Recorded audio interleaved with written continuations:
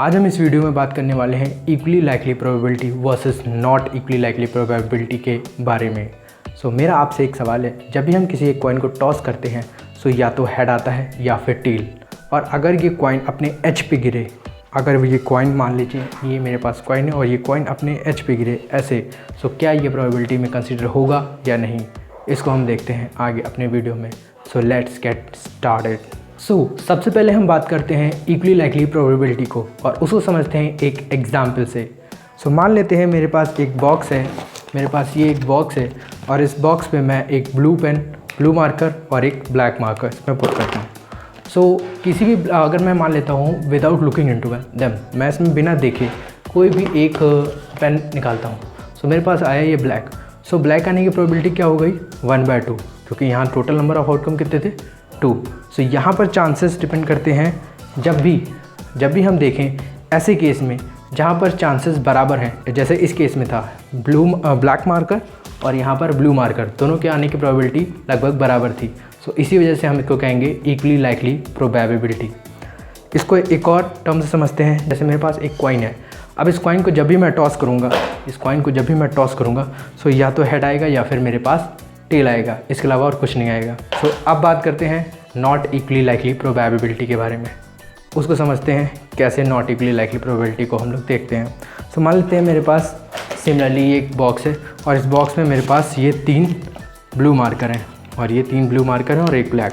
अब मैं इन चारों को एक इसी में डाल देता हूँ। मैं किसी को भी एक निकालता हूँ।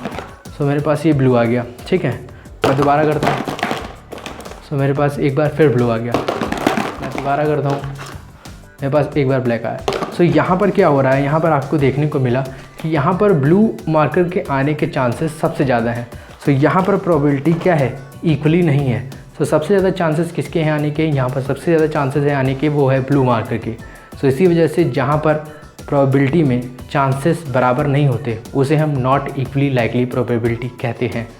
अब हम वापस आते हैं अपने उसी क्वेश्चन पे कि हम इस कॉइन को जब ये एच पे गिरेगा हम इसको प्रोबेबिलिटी के अंडर कंसीडर करेंगे या नहीं। प्रोबेबिलिटी के केस के बारे में डिफ़ाइन करते हैं इसको। अब हम उस क्वेश्चन पे आते हैं जो हमने इस वीडियो को शुरू होने से पहले आप लोगों से पूछा था कि कॉइन अगर अपने एज पर है, अगर कॉइन ऐसे गिरे अपने एज पे सीधा, क्या हम उसको प्रोबेबिलिटी में कंसीडर करेंगे या नहीं, उसको समझते हैं। उसको समझने के लिए हम बोर्ड पे देखते हैं। Let us consider a coin is toss at random. हम एक कंडीशन मान लेते हैं जिसमें किसी एक कॉइन को हम टॉस करते हैं रैंडमली, कोई भी एक कॉइन है उसको हम रैंडमली टॉस करते हैं। उसमें कंडीशन क्या होनी चाहिए। अब यहाँ पर लिखा है when we speak a coin we assume that it to be fair, वो फेयर होना चाहिए, that it is symmetrically so that there is a no reason for it to come down.